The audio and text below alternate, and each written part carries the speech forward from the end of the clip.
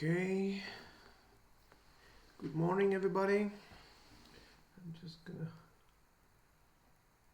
adjust one little thing and we can start.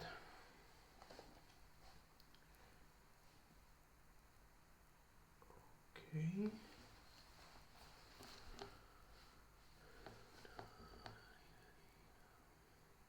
Okay, I can see 6 people. Maybe just a second for others to join. And today we're gonna talk about curves. Well, quite in general. There are some things we need to know about curves. I somehow adjusted this course, this lesson, from understanding that you're sometimes struggling with things which are just curve related, but mostly the most important thing is curves and their equations and how to use actual the scary math in Grasshopper, because you don't have to be scared anymore, because you can have as crazy equations over here as this, and this is just something I was just curious, so I just placed some sinus cosinus things in here, and turns out it creates this really beautiful curve, and I can actually play with it. I can just say, hey, no, don't have 6 repetitions, I want just 3. So you can have something like that, and then I can say, hey, shift it around a little bit, and when I don't have this fancy preview in there, maybe just a curve. I'm gonna make it visible like this, without the without the mesh, without the thickness. So I'm gonna disable this. I can quickly change the curve around, so I can really see what's happening in there with this parameter B and C. They're somehow linked, so when one is -2, the other one is +2, the shape becomes closed curve. So there are all sorts of things you can learn from this. When I bump this to 5, we can have a shape like this. I'm not saying that this is something quite important. I'm just saying this can be very creative, so don't worry if you're scared of this. You don't have to be, but we can use this to generate curves which are really important for your project. It doesn't have to be just playing around with math and trying to learn what happens if some parameters are exactly the opposite or something like that. So we're gonna jump right in. You can see 10 people now. Let's start. I'm gonna go into a new file for this. I'm gonna jump back into this file, which is gonna be then available for you to download. So don't worry. Okay, so a new file, and I'm gonna start with creating a simple curve you should all know. It's gonna be parabola. So maybe you know the equation for parabola. If you do, you can try to type it into live chat. If you don't, you can just Google that. But let's first create numbers, because again we're gonna build that curve out of points, and those points need some coordinates. So I'm gonna start with series this time, and I'm gonna make this crazy series, because this one is gonna go from it's gonna start at -99, so that I have some negative part of the parabola. So that's gonna be my start. I'm gonna be adding 1, so I can keep it like it is, but I'm just gonna, for visualization purposes, I'm just gonna keep it like this. And then I'm gonna have a slider going 100 or 200. Okay, I'm gonna do a slider with 100 for the count, and let's see what numbers do we have. So now we have numbers coming from -99 all the way to 0. Okay, good.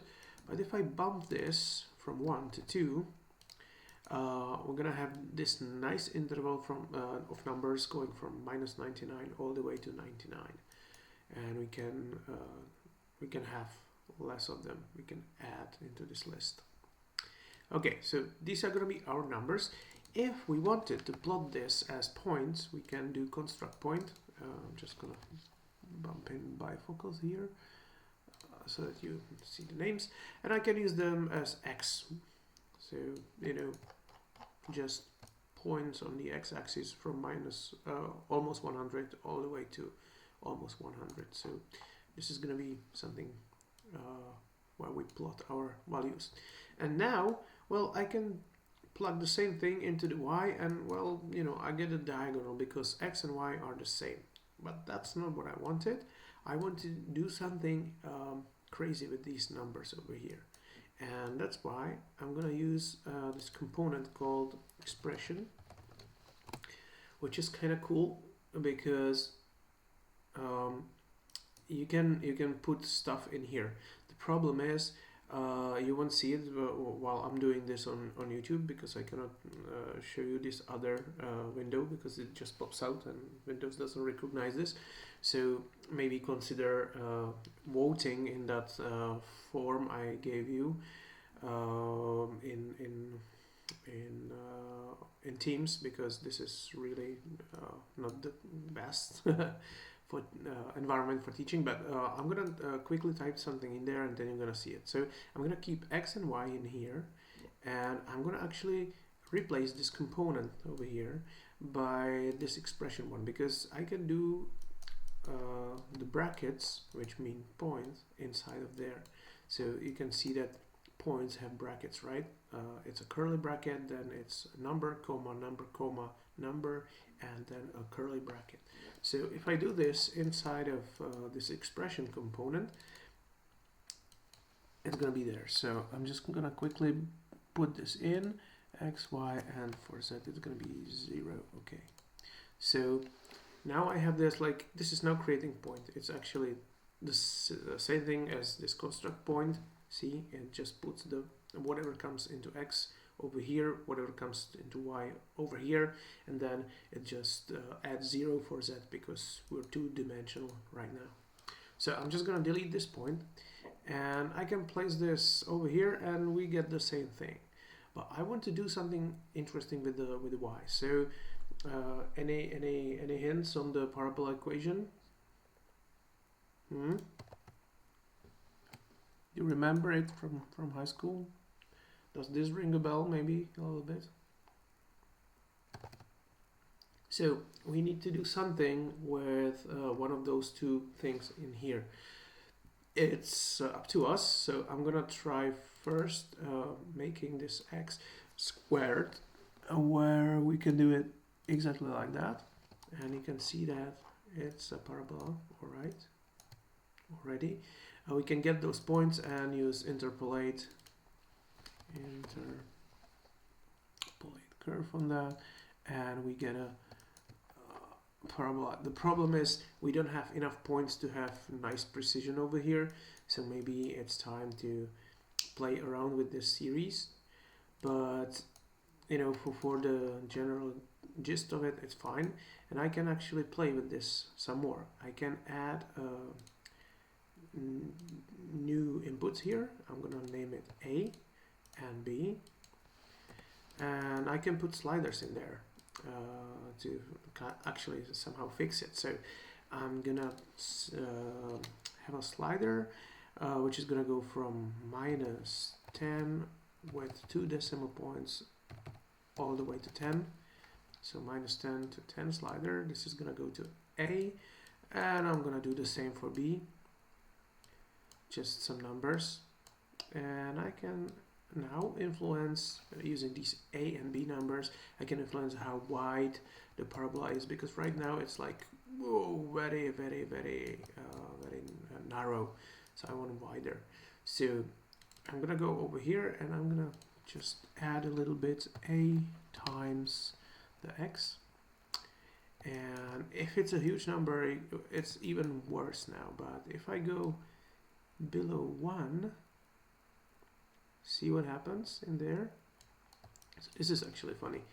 So this is a nice parabola, and I can use the b over here at the y. So I'm gonna say b times y, and this is also working for spreading that curve. So this is a parabola now. Make sure that maybe with the I'm gonna change this maximum and minimum so that it doesn't jump so much. So I'm gonna do it from let's do -2 all the way to 2. That's gonna be enough. And you know, because we know that it's very interesting around 0, right? This is where it flips from one direction to the other, and when it's 1, it becomes this very narrow thing. So I can actually bump it up by multiplying the b part. So this can be done pretty quickly with just knowing what the equation for parabola is, right? If you know what to type in here, then you're kind of saved. And this thing we have in here is something called parametric equation.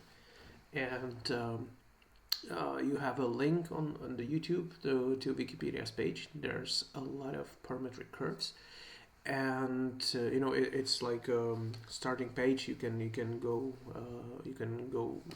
like crazy deep with this stuff, and you can actually just type whatever the x should be in here in the first part, whatever the y should be in this part, and whatever the z should be in this part, and then it just creates points and you interpolate the curve through that.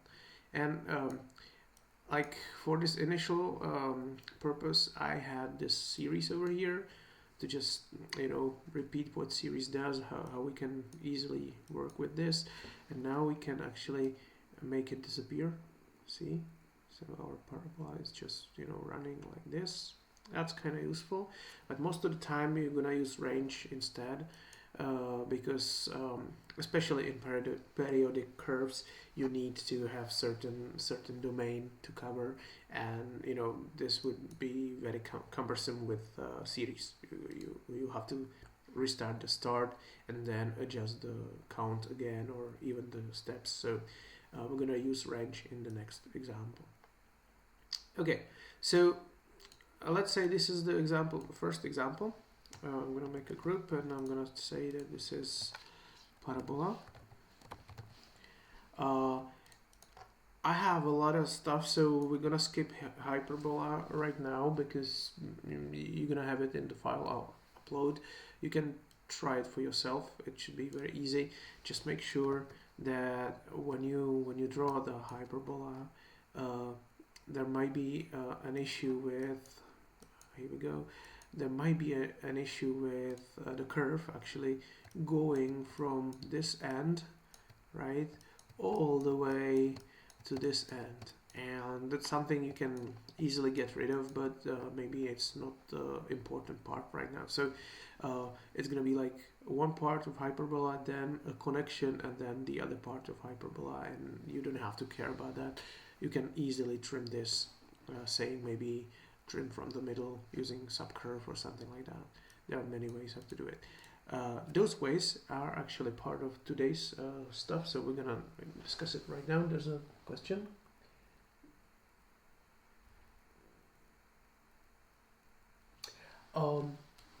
There's a question from Andrei, if we can get a parametric equation of any object in Rhino in order to edit parameters that we need.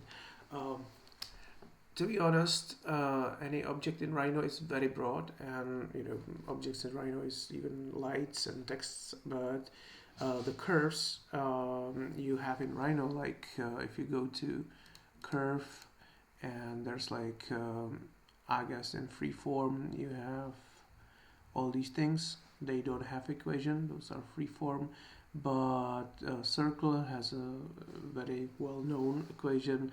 Arc is just part of circle. Ellipse has a very well-known equation. Parabola, we just did it. Hyperbola, very well-known. Catenary, I'm not quite sure about this, but probably you can Google it pretty quickly. Helix and spiral is something we're gonna cover right now. So yeah, these are something which is like common knowledge, I would say. And the other things, like especially like surfaces, they don't have one equation usually. You know, it's a huge set of equations, so it's usually easier to work with it using the control points. But of course, if you can find an equation of some particular surface, maybe those isosurfaces and so on, you can use this approach to generate points on it. Okay, I'm gonna continue with some curve related stuff because we need it to move on. I hope I answered the question a little bit. Okay, so we have this parabola, and the next thing we're gonna do is that spiral, and you know, there's an equation for spiral, right? I'm gonna again jump into this other file. There are all sorts of spirals, but I think we should do, damn it, sorry. Okay, I'm gonna do just helix first. So if you go to Google and just type helix parametric equation, you're gonna find like many websites where do you have it. Usually Math World or Wolfram Alpha has something like that, and it's important that you get a parametric equation. So I'm just gonna make a little screenshot here so that you can see it. So snapping tool. Sorry for this. This is actually kind of bad, but here we go. What? Sorry, just a minute. New one. Okay, here we go. Once more.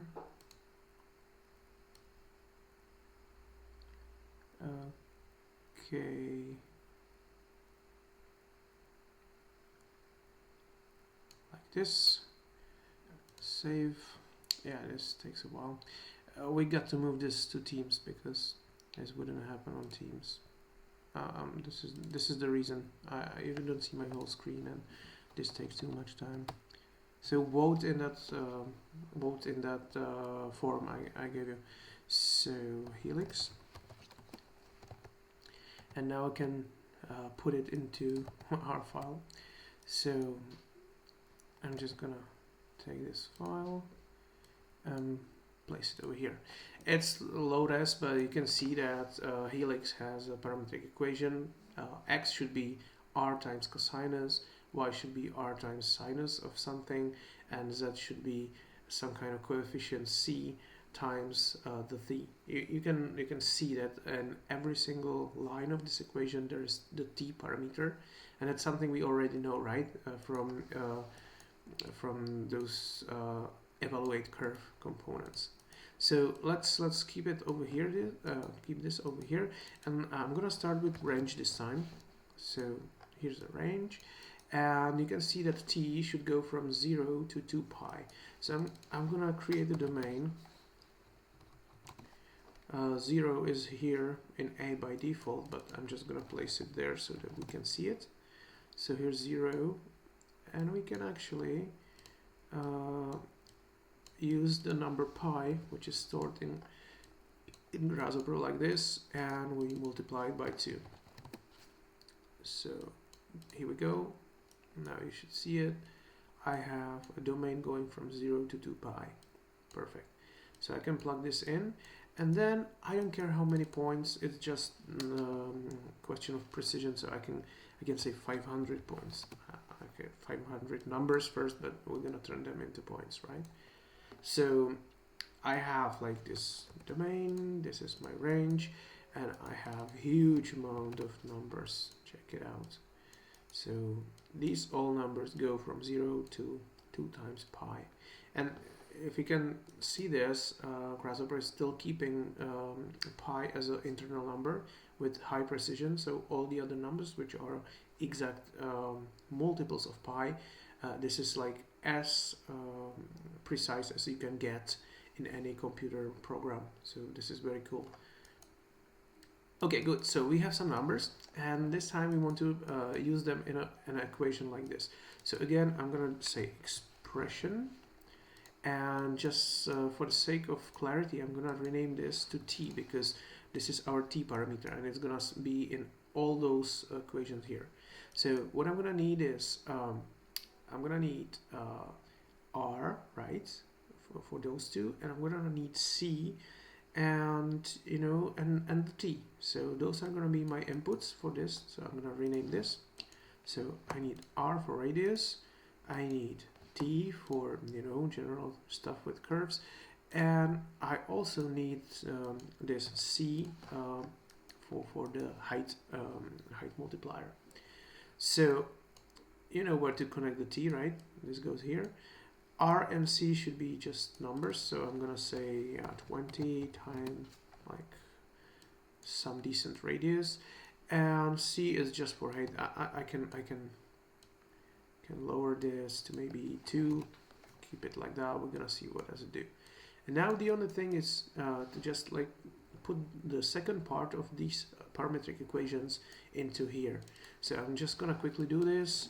Up here there's a button to replace it with points, so I'm just gonna type r multiplied cosinus of the t, then it's gonna be r multiplied by sinus of the t, and then c times the t again. Okay, and I should have some points, and there we go. This is a helix, right? So I can quickly jump in here, use interpolation again, and we have a helix. And you know, this is something I found on the internet. It's not so hard to just retype. Just make sure that you know, in math we don't usually type the multiplication as asterisk, but sorry. But in here you have to do it, and whatever comes after the cosinus or sinus have to be in brackets. But that's something you should be already familiar with.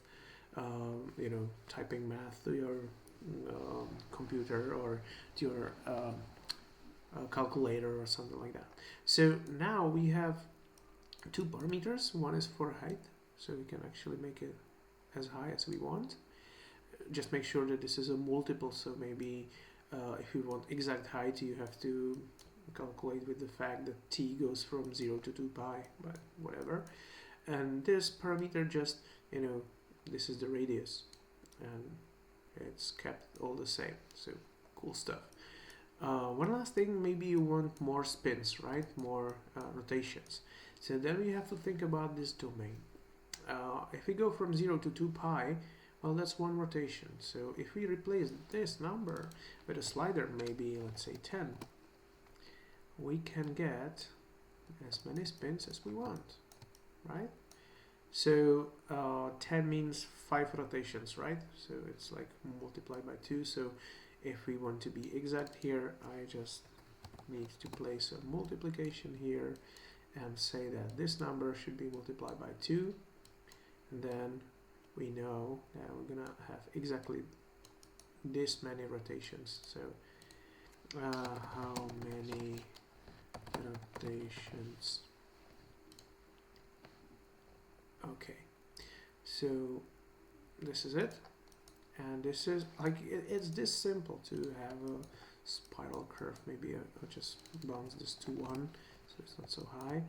And you know, it's exactly parametric equation. So this is like the same stuff you have in Rhino in here, curve, helix. You know, then you just click for the radius, and then you just say how many turns, 10 turns, yeah, and you can have the same thing. Just gonna rotate this. Yeah. So you don't need much to actually recreate this.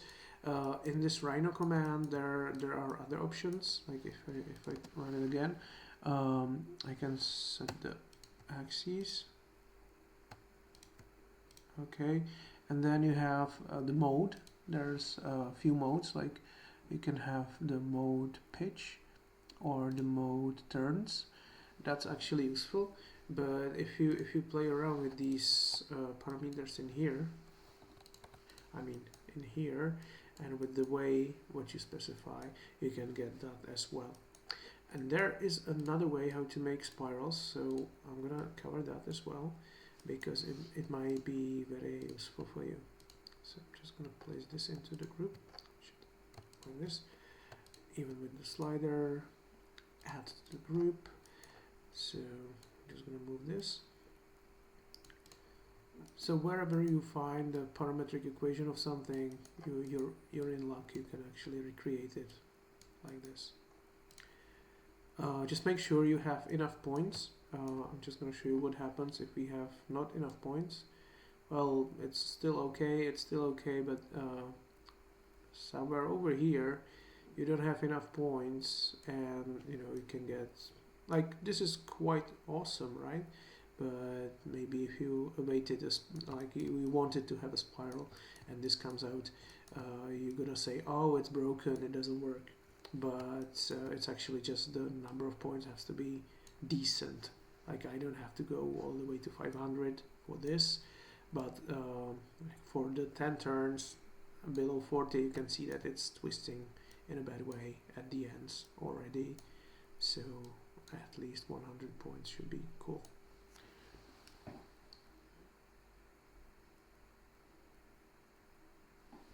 Oh, cool. There's a command that the form is not available. 2 people voted, so I don't know. Maybe scroll up and look at that stuff, but I'm just gonna switch to Teams anyway, I guess. Okay, let's continue, because today we have to finish at 11. I have another meeting, and then we're gonna have consultations after 12. So this is another thing about curves. We can do helix like this, and I'm just gonna group this. Okay. There's another way how to do a helix, and I would like you to know about this because it proves to be useful in some cases, especially when you're working with stuff which is on a cylindrical surface or so. So Grasshopper has this, like we all know, point, construct point, right? That's our friend. We just put some numbers in here and we have points. But there are friends of this one, and if you just look in here, there's you can do this by Control Alt left clicking. Grasshopper is gonna show you where the things are. You don't see it, but try it maybe. So that's how I got into this panel here, and I can see that there's point cylindrical, so that's very useful, and there's also point polar, which is for stuff done on a like not circle but a sphere. We're gonna use point cylindrical in this case because the spiral is still on a cylindrical surface, but then we can have a spiral on a polar in a polar space. I mean, on a circle. I mean, sphere. Sorry. Okay, so let's check this guy out. So there's the P for plane. We can keep it as XY. That's actually nice to think about. And then there's A for angle.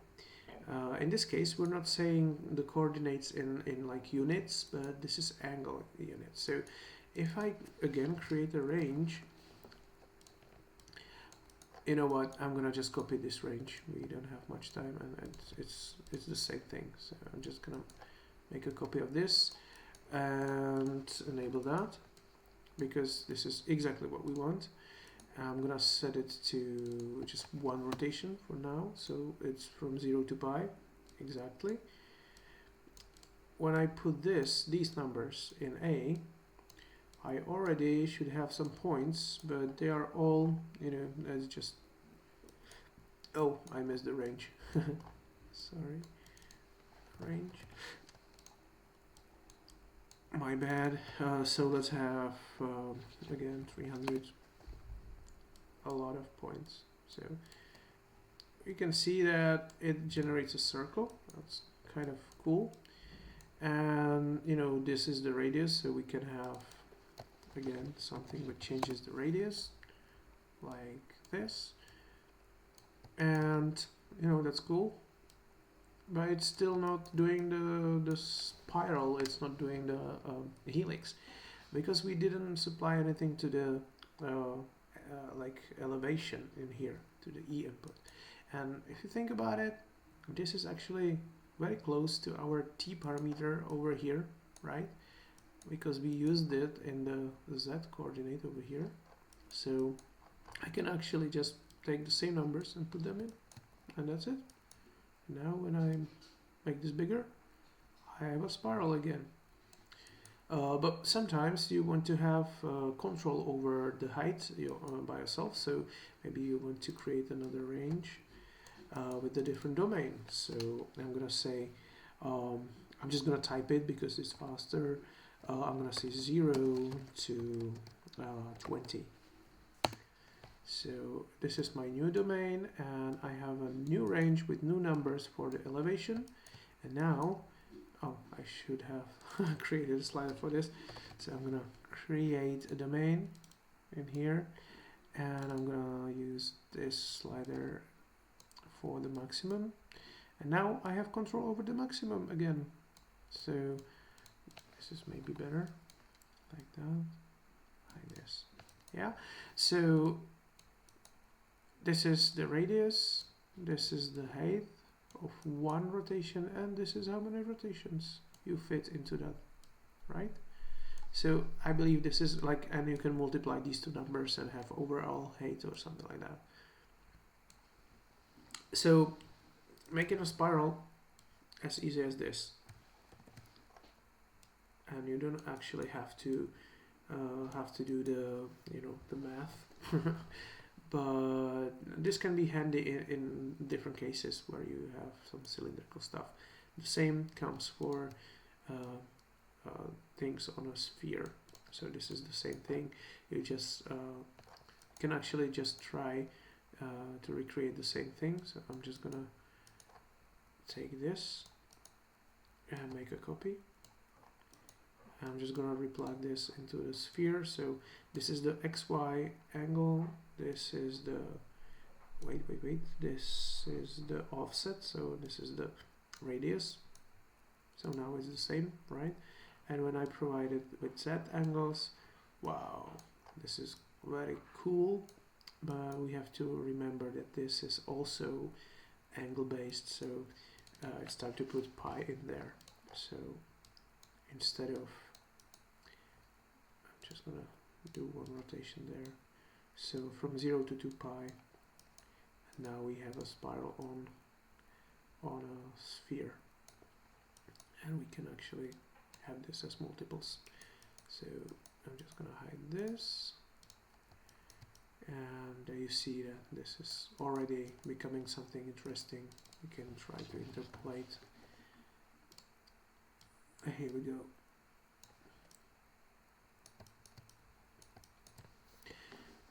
So again, don't be afraid using these things. It's quite fun to work with, and you can get real creative, and maybe aside of understanding some math, you can actually build some really interesting stuff you wouldn't think of. So that's cool. Let's continue with curves because we still have half an hour, and there are a few things we need to know about curves still. So I'm just gonna disable this so that it doesn't get into way. And like a lot of you were struggling with like with respect to curves, with the fact that you can shorten the curves without using intersections, using subcurve component. So I'm just gonna, you know what, I'm gonna take this. I'm gonna take this hyperbola, enable that. Yeah, there's it's a huge curve. It's maybe not the best one. Okay, I'm just gonna build another one. Wait.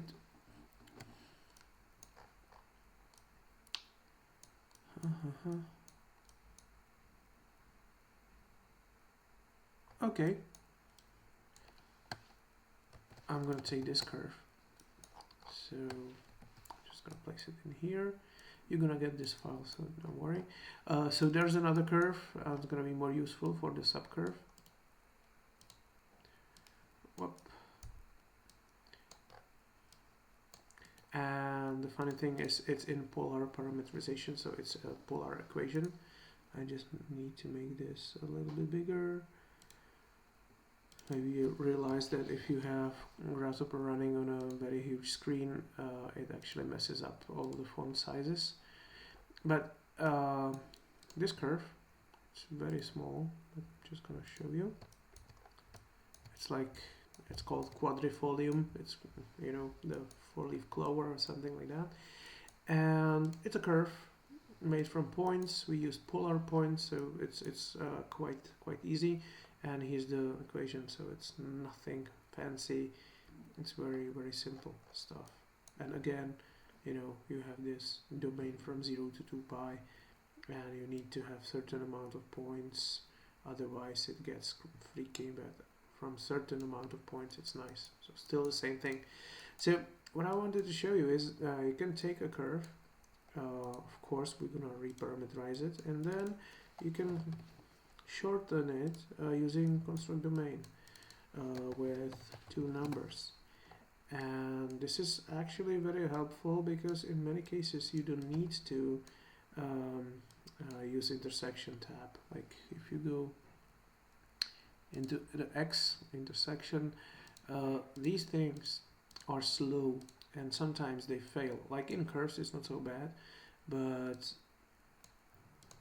you can get into real problems with these guys. So I can shorten the curve from this side, I can shorten it from this side, and you know, sometimes you just want to shorten it just from a place. So I can use this with a point. I'm just gonna click this point maybe over here, and I'm gonna ask for curve closest point, because that's gonna give me the t parameter. So one solution is to have like this domain and play with these numbers. Why not? That's cool. But the other solution, even more elegant, is where you just ask the curve, hey curve, show me the t parameter close to this point, and we can use this as maybe the maximum. So then your curve, yeah, of course it has to be reparameterized as well over here, and then I just have this point. I can play with the position of it, and I'm cutting my curve. You know, just make sure that you're close to the right part, but you know, I can be cutting my curve like this, and I'm not doing any heavy stuff. You can see that this takes 7 milliseconds and this is even faster.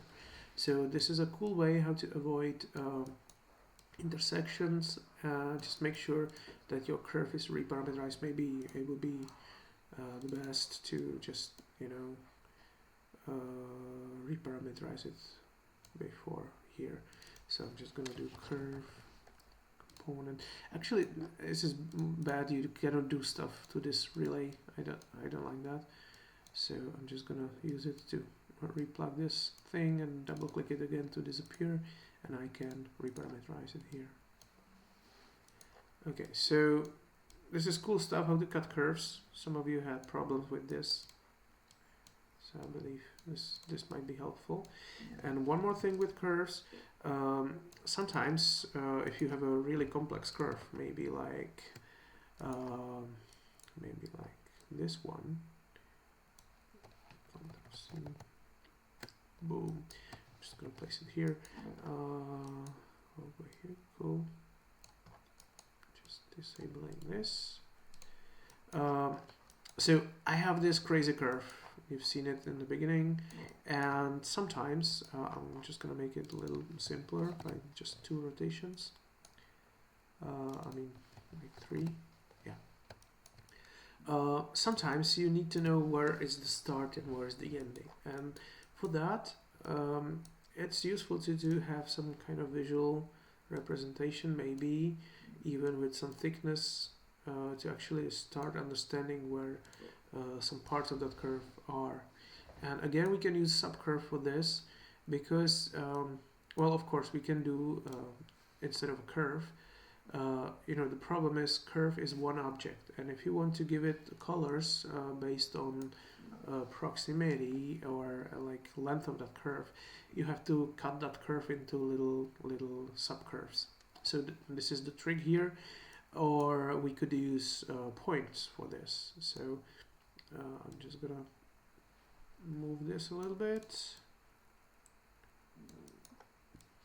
So this is one trick you can do with curves. Again, I'm just gonna make a separation here. If you want to have it super quick and you don't care about the thickness, you can just disable this and do it quickly by just dividing that curve into points and giving color to those points. So if you have 300 points, it's gonna be quite easy to use the gradient with some cool colors, maybe from green to red. And the funny thing is, here you have the t, and if that curve is reparameterized, we know that this t is going to be from 0 to 1. So again, I'm going to reparameterize my curve.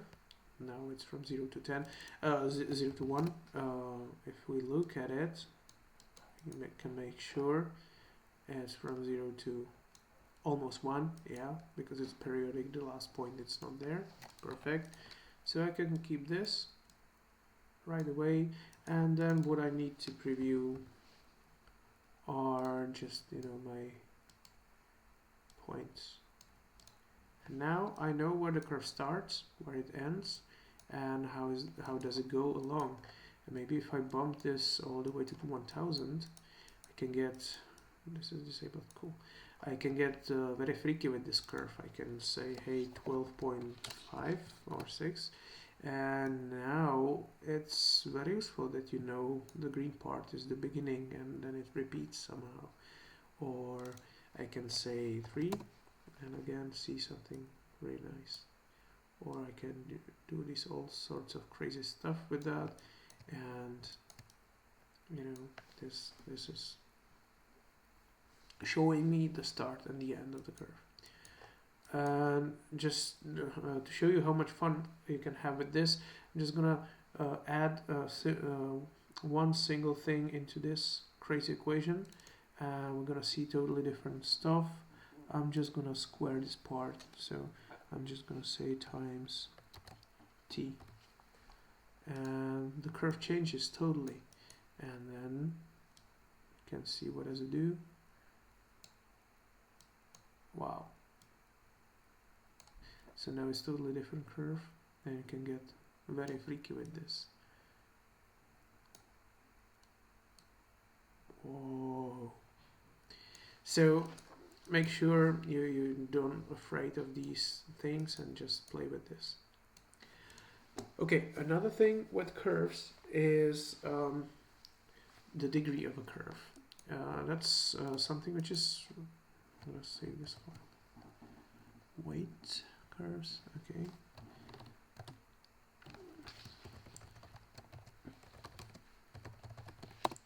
Okay. Another thing with curves, as I said, is the degree of a curve. Do you know what the degree of a curve is? Maybe type it into the commands, because that's something which can get in your way while modeling a little bit. And it's something we need to understand. Since not all of you are Rhino experts, it's good to talk about that. So maybe you already bump into this problem by, I'm just gonna have, I'm just gonna show it over here with this curve. So do you know what the degree of curve is or not? So I'm gonna keep this curve, there we go. maybe you bumped it into this problem. So nobody's talking, so I assume you don't know what degree of curve is. Yeah, cool. So it's actually one of the inputs in interpolate. We've been using this a lot of times, and by default this is set to 3. Let's try to first understand what does it mean, and then we're gonna try to understand why it cannot be 2 in here. So if I put 2 in here, this guy is actually automatically gonna reset it to 3 again, and it's gonna say interpolation does not allow even degrees. And that's actually funny. I didn't know why exactly, but what the degree of curve is. Let's understand that by playing with the interpolation. And let's see. So I'm gonna disable this, and I'm gonna go. Okay, I'm gonna put some points into Rhino. So point, and I'm gonna make sure the grid snap is on. So I have this point container here. Right click, set multiple points, and I'm gonna do something like a here, here, here, here, here, here, something like a snake movement like this. And the order of the points is very important. What I can do is use the interpolate now, interpolate curve, interpolate. And when I place this into a simple interpolation, the degree of curve is 3. Okay. You know, we know that interpolation has a problem when this is 2. So I'm gonna use a different one. I'm gonna use NURBS curve. And this is not interpolated, but it's coming through the like using these points as control points. And I'm just gonna disable this. So we have a curve, and its degree by default is 3 again. In here, it's not gonna have problem with 2, so I'm gonna put number 2 in there, and we see that something changed. If the degree of a curve is higher, the curve can go further away from the control points. If I just make some adjustment here, you're gonna see that this point is still pulling it, but you can see it properly when you go towards 2. So this somehow has something to do with the equations behind this curve. But if I go below 2 to 1, I guess you understand what the degree is. Because if degree is 1, it's just a polyline. See? It's straight lines. If degree is 2, it gets curvy, but it cannot go away from those points. And if it's 3 or more, you can get very, very super smooth curve. The problem with interpolation is for degree 9 curve, you need at least 10 points. And you know, this can get really tricky in some situations. So, and also for interpolation, you cannot have degree 2 curve. It's always an even number. The funny thing is, it's because of the math behind NURBS curves, and the problem is you have to put together some set of equations, and like it's 4 pages of A4 pages of mathematics to do just a simple curve with 5 points. So you know, there's one step which actually has one less equations, and that's why you cannot have even numbers in degree. Okay, I guess we have last 10 minutes, and I wanted to talk about some more things about curves. Let me just check my file. Oh yeah, that was this problem. Let's say we have a spiral. It's actually exactly what we did with the point cylindrical. And then we want to use rail. So I'm just gonna take this part, Control C, go over here and place it in there. Yeah, here we go. So this is done. So in here, I'm creating that spiral. It's gonna be very huge. Yeah, there we go. So this is our spiral, and there was this problem where if you want to use sweep around this thing and you want to put a rectangle in there, you can get into trouble. And that's another topic about curves. So I have a solution here. This looks nice, and it's organized and it looks fine. But a lot of the times I realize that usually what you do is you just place a rectangle, maybe on the first frame. So I'm gonna do a perpendicular frame. So this is my curve, and I want a perpendicular frame at 0. Okay. So what? Oh yeah, it's not reparameterized. Sorry. Yeah, and this is another thing. Yeah, that's why.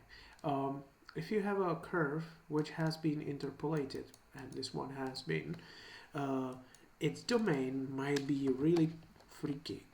That's what happens when you interpolate curves. So, you know, this domain is from 60 to 1000, well, 200 and so on. And this can be really sometimes messing your surfaces you want to do with that curve. So make sure that you know what you're working with. So I'm gonna reparameterize this curve again, and now I have this perpendicular frame on the start, and I can place a rectangle in there. So I'm gonna use this as plane. I have this rectangle, and well, usually what you assume, I can use this rectangle, and I'm just gonna place it on that sphere using sweep 1. That's actually perfect assumption. I'm just gonna take this curve as a railing, and my section is this, and you know, some weird stuff happens. Do you see it? It's rotated. Maybe if I increase the Y a little bit, I'm gonna make a domain here because we're gonna need it anyway. So I'm gonna say 12, and I'm gonna go into the negative part for the start of the domain. So this goes to B, this goes to A, and now I have a domain for the Y. Now it's way bigger, and now you can clearly see that on the beginning it's the long axis is pointing down, and on the end it's actually almost pointing up.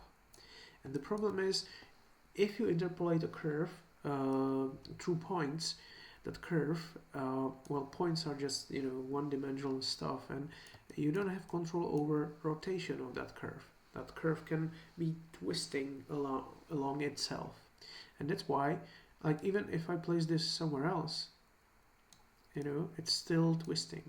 So that rail is twisting, and to get rid of that twisting, it's actually kind of hard because it's intrinsically in that curve. So what you need to do instead of this, like this is a